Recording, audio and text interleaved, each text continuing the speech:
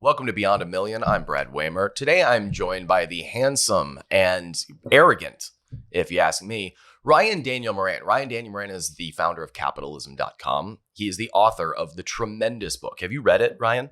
Yes. Oh, it is just delightful. 12 months to 1 million. If you open up the front cover, you'll see he's an arrogant asshole, but he is handsome as fuck. So today we're joined by Ryan going beyond a million. Ryan, thank you for coming to the show. I really appreciate it. I'm so glad to have you here. Ryan, I wanted to ask you about your kids. I don't like to talk about my kids. I'm sorry. I'm in a mood today. You're good. I like it.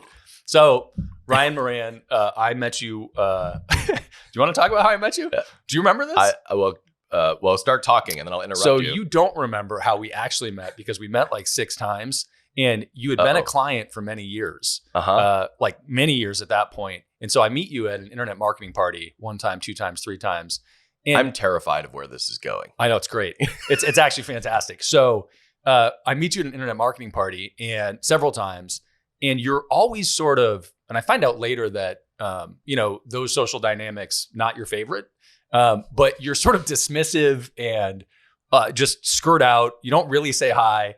And I meet you a lot of times and you don't acknowledge that, like that we have any connection or whatever. So we're at a baby bathwater years later. And I sit down and somebody, a woman sits next to me and she's a friend. We're talking and she's like, "Oh, do you know Ryan?" And I'm like, "Yeah."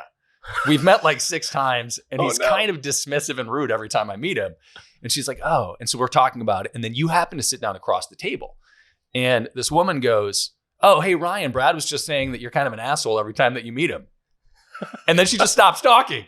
And so we're staring at each other and it's like, and we had to interact. And that was the first time that we actually This is got coming to talk. back. Yes.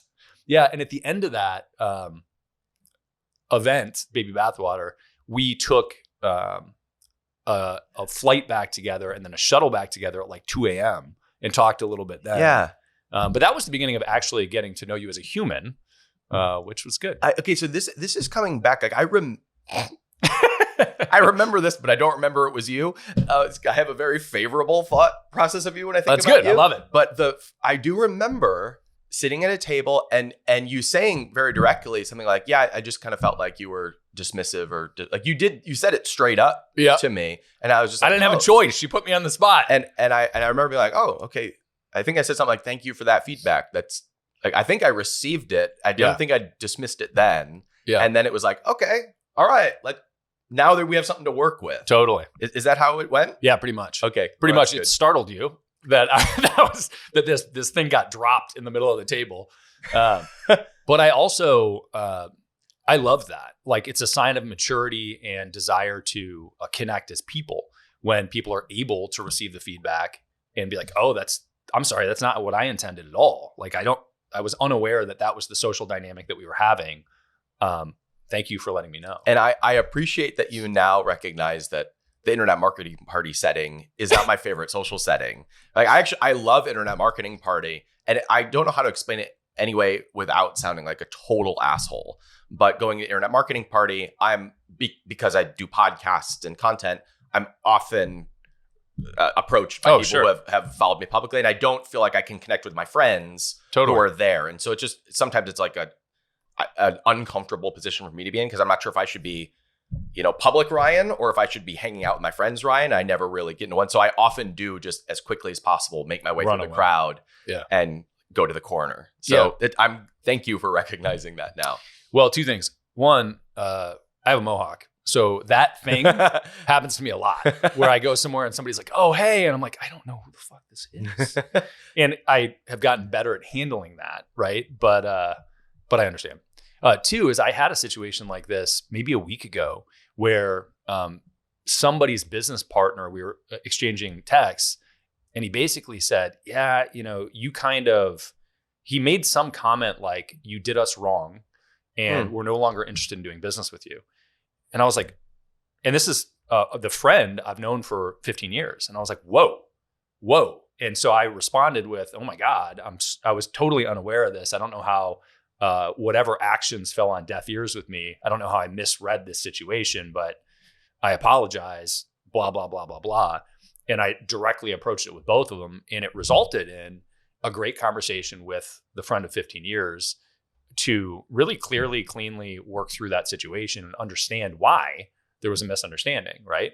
And the parallel, of course, is that I had no idea it was going on. Just like you had no idea that I was like ruminating about this independently. Isn't it interesting how rare conflict resolution skills are today? Because it's terrible. It's so easy to be avoidant because most of our communication is via text. Like we didn't talk to set this up. It was all via text. Yeah. Right.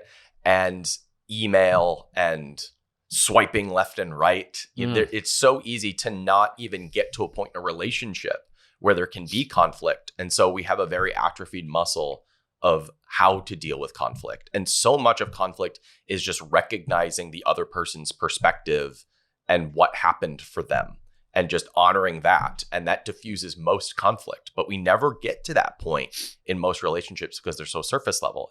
It's almost that, especially when you're running $1 million business or plus, it's almost a superpower having basic people skills. Yeah. Having basic skills of being able to recognize what someone's dealing with, an error that you made, addressing conflict, because so few people are willing to do that it becomes an advantage when you are going for growth or for scale, because it always is a people business. Right. And all business, you're in the people business of working with customers. Right. In the internet marketing space, we're so used to analyzing clicks and conversion rates and split tests. It's all numbers. We often forget about the people that are behind that.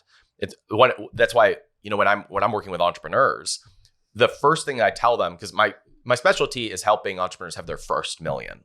And so I'm excited to be able to talk about going beyond it because most people are still on their way to $1 million. But the first step that I tell them is you have to choose a person, not a product, not a strategy, not a launch model, but a person that you're serving long term.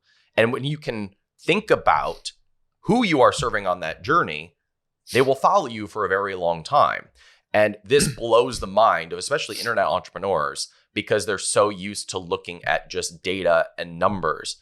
So this is my long way of saying understanding people at a very basic level and being willing to take that kind of feedback becomes a superpower because so few people today are willing to go through that. Yeah, I totally agree with you. And I think part of it is that there's so many options and it's so easy to find the next option.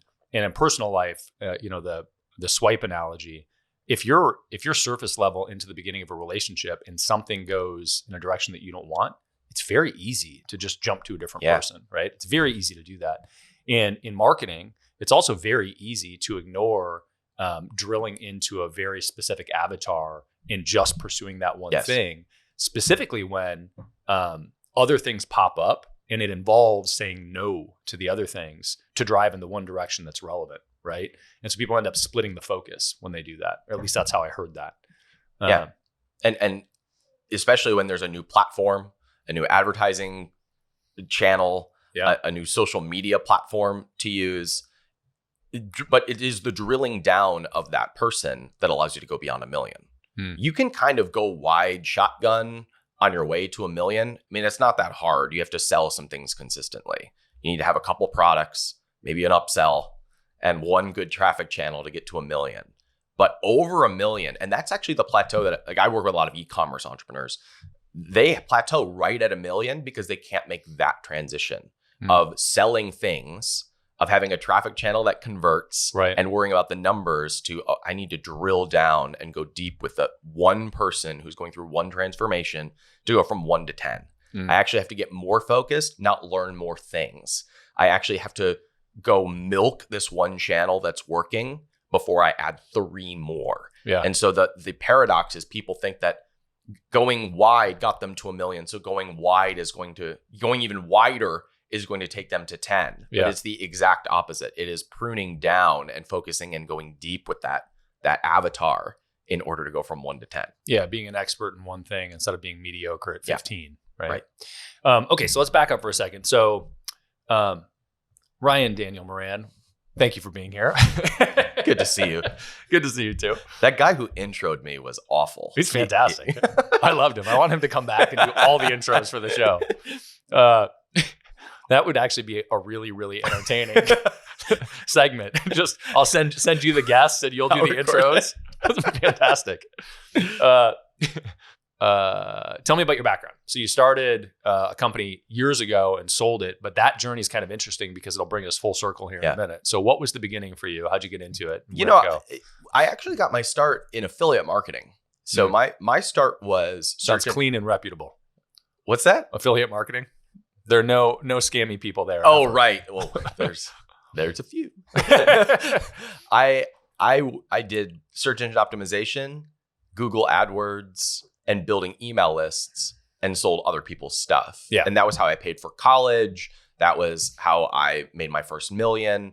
And when e-commerce had its heyday from like 2012 to 2015, early days of Amazon FBA, I just observed that the same skill sets from Google SEO did really well on Amazon. So I started seeing these people starting to sell products on Amazon.com, and what they were doing was they were, building blogs and doing press releases to try and drive traffic to Amazon. But I was like, all the money on Google was getting to rank organically, so I'm going to do the same thing on Amazon. And I noticed that little bit of marketing background of knowing how to build a customer list, knowing how to rank for keywords, was like bringing a flamethrower to a knife fight. Anytime that you have a skill set that you apply to a new platform, a new channel, you have the opportunity to win. It's why Gary Vee wins early on platforms, because he has a skill set that he's applying to a brand new platform. And now he's, the biggest TikTok influencer in the business space, because he did that right at the beginning of a trend. So I did that with Amazon, and I built a company called Sheer Strength Labs, and we were a client of yours. And Sheer Strength was a muscle building supplement line. I was 25, 26, hard gainer, wanted to be jacked dude. Yep. And so I sold those types of products, took it to about a $10 million top line, and we exited. We sold it to a private equity group in Dallas in 2017. Now, as you know, the private equity group ran that thing into the ground. I don't know how you screw up a $3 million EBITDA company in 2 years, but they ran up expenses, they ran up debt, they hired the wrong team, the marketplace changed, they didn't have the right people to be able to adjust, and the company fell by about 90% over the following 3 to 5 years. The story has a happy ending, as you know. 3 weeks ago today, I bought the company back for 3 cents on the dollar compared to what I paid for it. Oh my God. I basically bought it for the cost of inventory. For what you sold it for? 3 cents on the dollar. Yeah, 3 cents on the dollar for the valuation at which we sold. Got it. So I basically bought it for the cost of the inventory. It was essentially a free company. Wow. And, the plan is to run the playbook. And I really want to show my audience still works. Super fun. It still works. And I'll document it in front of all of you. Well, that's good alignment, and I want to dig into that. But what is your audience now? So what's the background? So you sold this company. When did you sell it? 2017. Okay, so you sold it in 17. It's 22 now. The last 5 years, what's happened there? My primary focus has been capitalism.com. And this is where I work with entrepreneurs on building to their first million and then going beyond. So the business model is I have a mentoring community that is going through a curriculum of building $1 million business.